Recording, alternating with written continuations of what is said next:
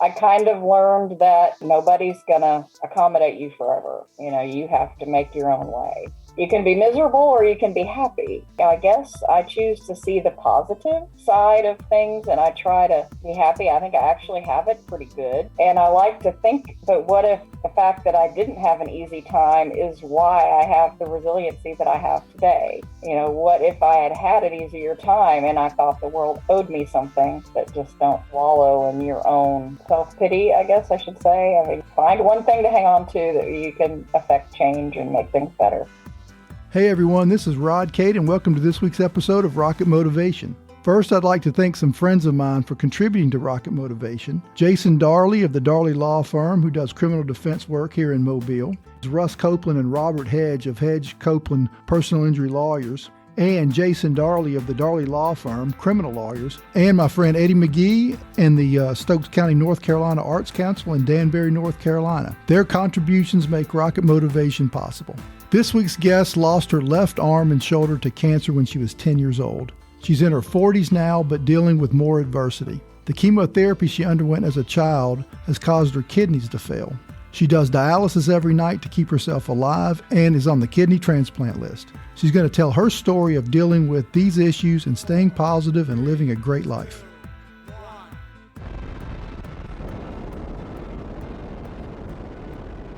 Jana Rocker, welcome to Rocket Motivation. Thanks for having me, Rod. So, hey, Jana, tell us kind of where you are now in your life. Where do you live, your job, your family? How old are you? Well, I just turned 50, so I appreciate you saying I'm in my 40s. I'll take that a little bit longer. I am currently in Gulfport, Mississippi, live here with my husband and my 5 cats, and I'm currently a data analyst, Mississippi Gulf Coast Community College. Been doing that for the last 5 years. Okay. Well, let's go back to when you were 10 years old. You get cancer. Tell us about that and the result. When I was 10 years old, I had been playing on a exercise machine, and I was pulling on it. And I had like a pain in my left shoulder after doing that, and went to the doctor, and they said, basically, you have a pull muscle. Don't worry about it. Just go take it easy, ice it. It'll get better or whatever. So we took their advice. Didn't do anything, and it kind of got a little bit worse. It was hurting more, growing a little bit, like I had swollen. So we went back a couple of weeks later to the same doctor, who kind of just looked at it again and said, oh, it's nothing. It's just an infection. Don't worry about it. So it was probably another week went by, and it was like the size of like a grapefruit and as hard as a rock on my left shoulder. And my parents were like, we got to do something. So they took me to a sports medicine specialist in Dallas, Texas, where I was from. And he took an x-ray, first thing he did. And he came back and he said, yeah, there's a very large tumor on her left arm. And he said, we need to biopsy this thing right away. And we need to figure out what's going on. And he was really good. He actually said, if this is what I think it is, you don't have time to wait to go to St. Jude. You don't have time to go to MD Anderson. You don't have time to get another opinion. You need to go see my buddy who's working in Galveston, Texas at the moment. He was working down there, and he was doing pioneering like limb salvage type procedures and working with cancer. And he said, you need to go down there and see. He's a good orthopedist. So we went down there, and we flew down there the next 2 days later. They had done a biopsy, and they did find the cancer. It was aggressive osteosarcoma. And so I went down there, and he said that I had a team, like an oncologist and an orthopedist. And his name was George Sireny. He actually was a pioneer he worked at Emory for a long time. Anyway, he basically saved my life because he said, we don't have time to wait. We have to do something. So they went in and they said, well, we're either going to have to amputate, we're going to save it, but we don't know till we get in what we're going to be able to do. So they basically went in and they found that it was too far advanced to save it. So they went ahead and amputated. I went from there to straight into chemotherapy afterwards. 2 weeks after the surgery, they started me on chemo. And how long did you have to do chemo? It was about a year and a half. It was supposed to have been about a 2-year regimen, but they had to cut it short because my kidneys failed. And luckily, my kidneys did bounce back at that point enough to where I was in like stage 3 kidney disease for years and years and years until they finally failed again 2 years ago for good. Well, let me ask you this. You're 10 years old and you're going into your teenage years. Tell us about how you dealt with it. I guess when you're a kid, like I was 10, and you have, they talk about having faith as a child. And my faith did get me through a lot. I still believe that. I mean, give it to God, basically. So I did. It's a lot easier to do when you're 10 years old than it is to do when you're an adult sometimes. But I kind of just went into it I had like a peace about it. And I kind of said, well, this is what I'm supposed to do with my life. So I'm going to go see what happens. And I remember the night before surgery, my biggest worry was I was sitting on the toilet, of all things, the night before surgery, and there was toilet paper, a roll of toilet paper next to me. And I remember I used to when I'd pull toilet paper off, I don't know if most people do this, but you hold it with one hand and pull it with the other hand and rip off. And I just remember looking at it and I was like, how am I going to do this with one hand? And I pulled the toilet and I was trying to do it and it kept rolling out, and I'm like, how am I going to do this? But that was actually my largest concern the night before my operation. And I was like, well, I guess I'll figure out a way. I have figured out a way. Well, tell us about your teen years and kind of going into your, then your education.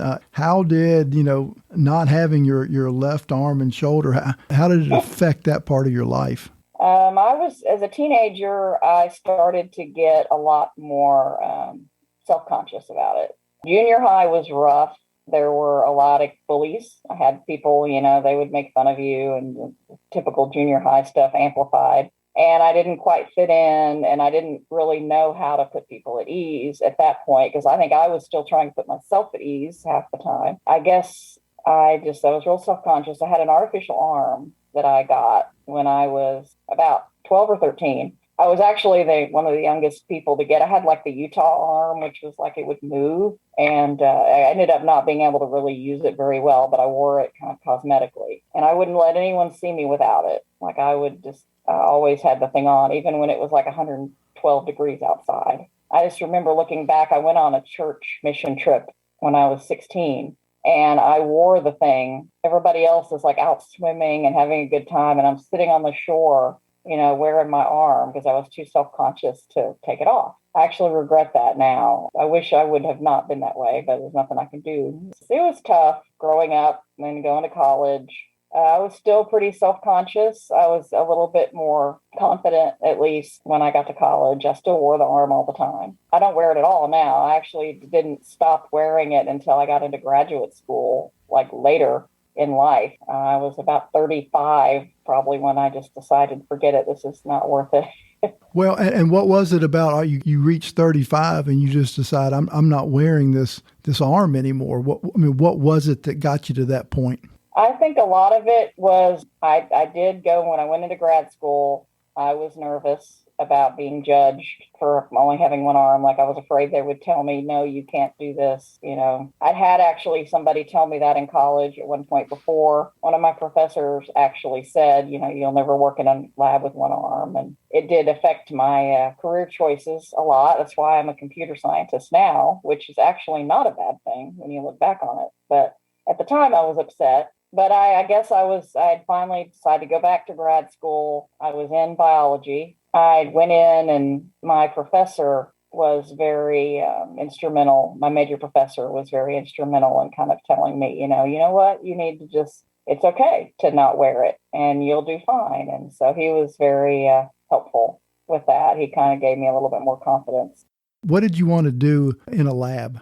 I did want to do cancer research. That's what I really wanted to do because obviously I was a cancer survivor and I was always drawn. As a kid, I remember when I had chemo and stuff, they would tell me what I was getting and I actually would look it up in the physician's desk reference. I wanted to know exactly what was going on. And I always had an interest in science and biology and medicine. But I didn't think I could be a medical doctor because I was just that kind of stress. Not only just having one arm and not being able to like intubate somebody kind of thing. I was worried about that pressure, but also worried about just psychologically being a doctor. So I thought, well, I'm going to go into research. So that's kind of what I wanted to do. And I had already finished at this point my bachelor's degree in biology. in preparation to do research. And I was starting my master's in 1994 when that professor told me that. He's like, you need to pursue computer science instead. You can't work in a lab. Well, looking back on that, I mean, that seems like a harsh thing to tell somebody, but do you look at that as a positive that he did that? I guess bluntly honest or a negative? Yeah, I look at it as a positive now. For years, I did not. For years and years, I was very upset. And of course, a lot of people were like, oh my God, how dare he tell you this? And now I kind of look at it, though, and it was real. I mean, you have to be realistic. The fact that he pointed me to computer science, I do have kind of a natural ability with it. Like, I'm really good at it, and I always was. And when I did it as electives and things. So he kind of pointed me to pursue that. And I'm glad I did, because it is the wave of the future. I mean, now that's what I do now. And there are so many, everything depends on it. So I'm kind of glad I did.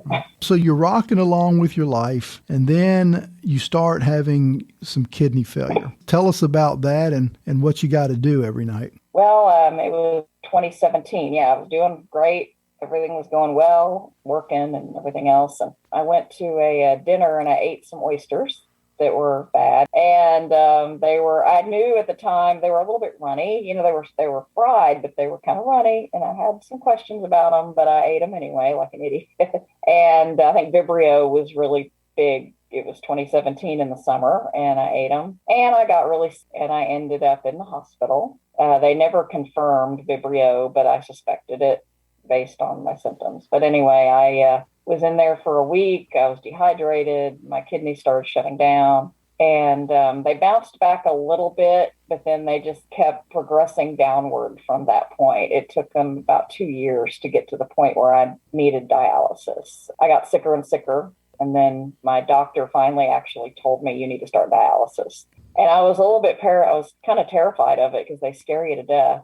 I got a second opinion. I actually went to Emory in Atlanta and got a second opinion. And they also said, yes, you need to start dialysis. So I chose to do, they call it peritoneal dialysis, which is I have like a little catheter implanted, and I just plug it into the machine at night. And it fills me up with fluid and drains it like 4 times. It takes about 8 hours overnight. And luckily I can do that and still like work. So I do it overnight, get up in the morning, disconnect, and go to work. You're doing an 8-hour dialysis every night. That is basically every single night. That is your kidney function. Is the dialysis is what's keeping you alive? Pretty much, yeah. I might make it. I don't know how long I would make it without it. I have some residual function, but I would get fluid overloaded pretty quickly and go downhill. Yeah, if I didn't do it. So I never miss a treatment. I've never missed one in 2 years. Right. So I do it every single night. Have you ever had the kind of the why me? Look, it's one thing to have cancer as a child, and I lost my left arm and left shoulder, but I've worked hard throughout my life. I've kept a positive attitude. I've gone to graduate school. I've got a great job. And then all of a sudden this hits. Well, I mean, yeah, sometimes it happens. Sometimes I will do that. I'm like, why? And I have to sit back, and sometimes I just wonder, you can't make this stuff up. I couldn't, if I were writing a book about my life, I don't know if I could make up everything that has happened to me. And I a lot of times I actually say, believe in, like some people believe you have like soul contracts before you come to the earth. It's like, I must have told God, hey, I don't want to be bored. I want you to keep it moving. I don't want to be bored in this life, because I am not. I can tell you that. It's kind of insane if you think about it. So many things have happened, but I just kind of keep going. We've all got issues in our life. Based on what you've got going on, I mean, what is it internally about you that you just keep moving forward? I really don't feel like I don't have a choice. I mean, I kind of feel you have a choice of either you can be miserable and just kind of, as I say, have a low vibration, but you can be miserable or you can be happy. And I guess I choose to see the positive side of things, and I try to be happy. I think I actually have it pretty good if you think of my circumstances. I mean, I was able to go to school. I actually have a good mind. I'm able to work. I'm able to contribute.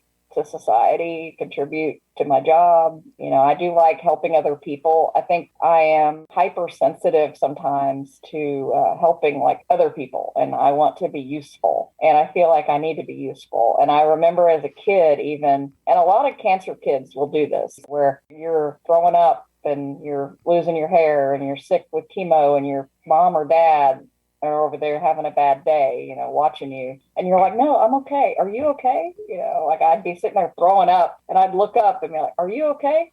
I'm okay. It's almost, I guess, a trauma response, they say, or something. But maybe that's what my positivity is a trauma response. What about your parents' influence on you when you were a kid and going through the cancer and lost your arm? What type of influence did they have on you as to kind of as the person you've become now, who is somebody who can handle adversity? Well, they were I have to give it to them. I often think that it had to be harder for them than it was for me, because they had to watch me go through it. I can't even imagine. I don't have kids, but I can only imagine what that would be like. And to be helpless, to feel kind of helpless. But my parents both have really strong faith in God. And my dad, so he gave it to God early on. I mean, I think he tells the story of he was just like crying in a bathroom one time and he just gave it up to God and he got this peace, from it. But they were very, I guess, tough love, and that had to be hard for them. But like at one point,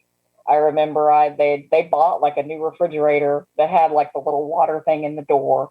This was like 1983 or whatever. And I was like, I need a glass of water. I can't get up and get water. Can you get it for me? And my parents are like, we bought this refrigerator. You can walk over there, get your water yourself. And I did. And I learned how to do it. Really glad they did not coddle me at all. I mean, they taught me how to be independent. Sometimes I think I've learned to be a little too independent.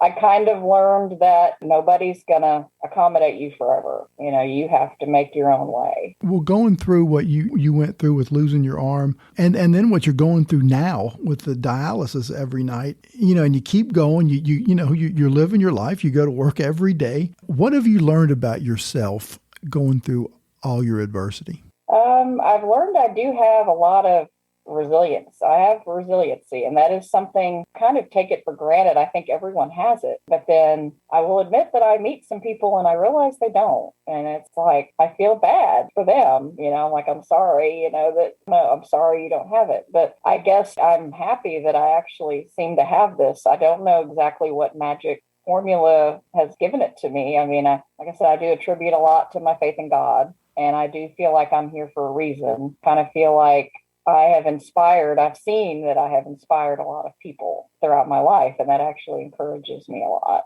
And I kind of feel like I keep going.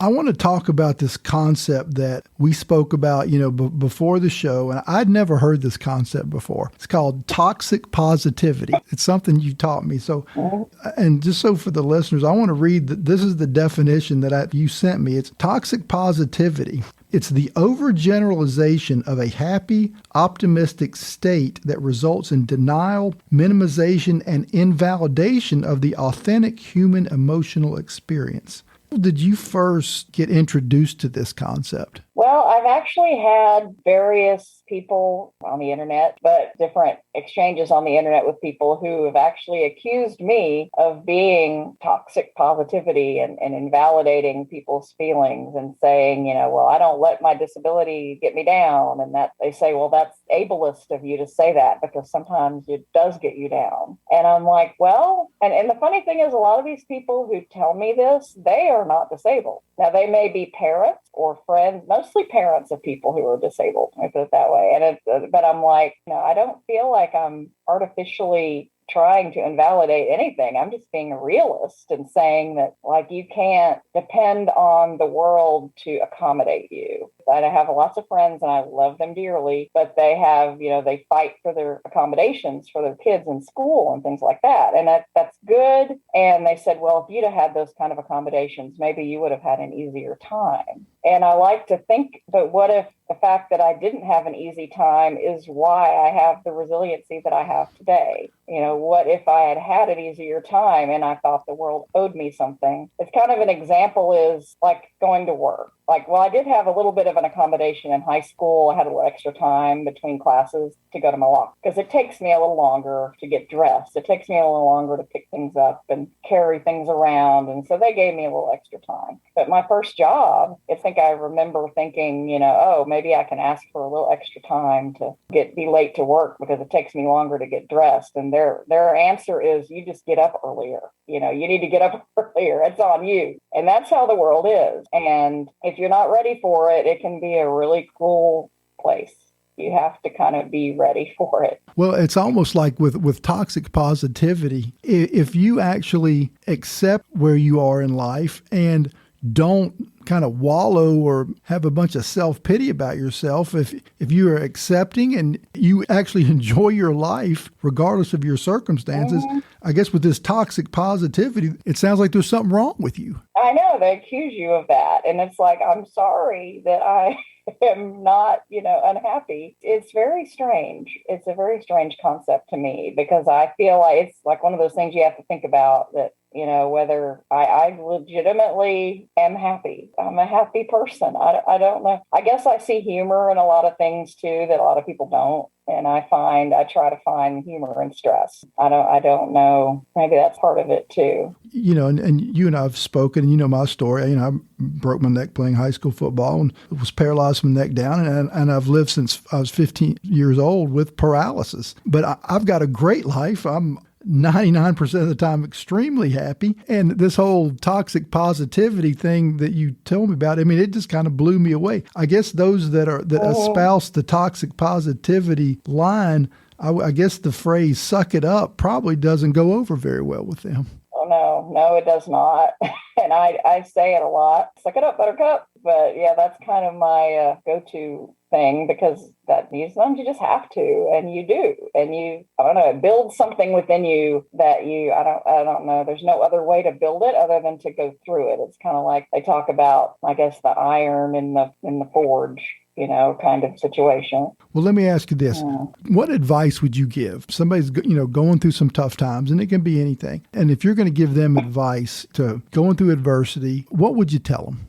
I would tell them just try to find one thing that you can act on. If there's something you can control and act on it, just try to make a plan to act on that. Even if it's a small thing, just something like if you're having trouble with something, just get out of bed in the morning, and maybe try to give back to somebody else, like be the change you want to see in the world, but, be something to someone else if you can. Give what you can to someone else, and that it does tend to come back to you. And try to think of other people as well as yourself, but just don't wallow in your own self-pity, I guess I should say. You almost have to just kind of find one thing to hang on to that you can affect change and make things better. Right. That's great advice. It's enjoyable for me to talk to someone like you who we have kind of the same philosophy on life, in that it's you play with the hand you're dealt and you make the best of it.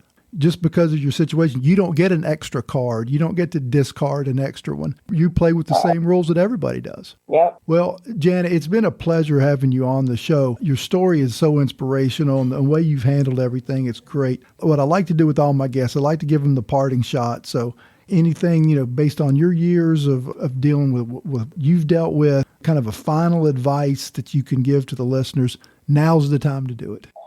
All you can do is what you can do. I kind of play the hand you're dealt, and will say that my faith in God has really helped me a lot in my life. You can find friends and family. I'm very fortunate to be blessed with great friends, family. I guess the biggest thing would be to reach out to people. Don't isolate yourself. Give people the benefit of the doubt too. If you feel like I feel different, people look at me. I try to break the ice a lot, put myself in their situation if they're uncomfortable. You don't see everything as, it's not all about you all the time. Sometimes they don't know what to say. or it's not that they don't like you, it's that they just don't know how to talk or something like that. But it's not always all about you. You have to kind of think about where they're coming from, where everybody is. Right. I think what you just said was great, because it's not, even though, we may be a bit different, it's not all about us. I mean, it is about other people. That's some great stuff to end the show with. Janice, thanks so much for coming on. It's been a pleasure. Thanks for having me. Okay. Thanks for listening to the show. If you're interested in getting my book, Get Back Up, just go to Amazon and put in Get Back Up and my name, Rod Cate, and it'll pop right up. I would love it if you would subscribe to the podcast and rate and review the show wherever you listen to your podcasts. I would really appreciate it if you'd share it with a friend. I would like as many people to hear my message as possible. And we'll see you next week. Never give up and always get back up.